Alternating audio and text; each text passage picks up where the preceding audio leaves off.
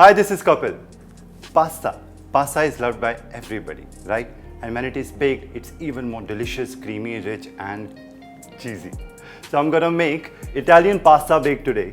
So let's start. So first, into the pan, olive oil, finely chopped garlic, lightly saute for a minute,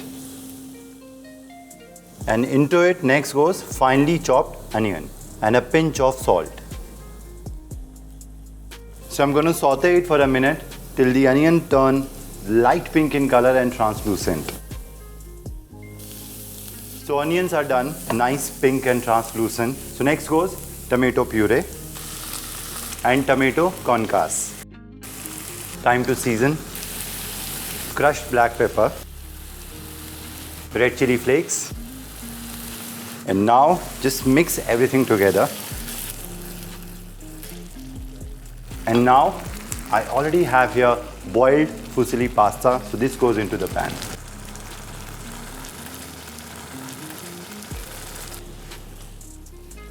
And you have to cook pasta, you have to boil pasta till al dente. It means that there has to be a bite in the pasta because I'm going to bake it. So the pasta needs another level of cooking. So this is the reason that pasta should not be overcooked at all. And next, black olives and some fresh basil. Break the leaves with hand. So this is done. I'll switch off the gas, and next we'll grate mozzarella cheese.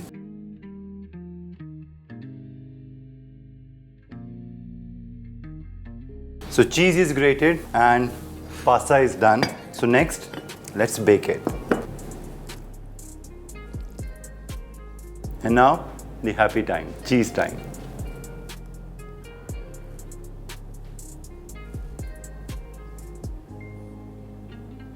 You can add cheese as per your liking, but don't make it into a heap, because what happens in the oven is that when the cheese will melt, then it might spoil your oven.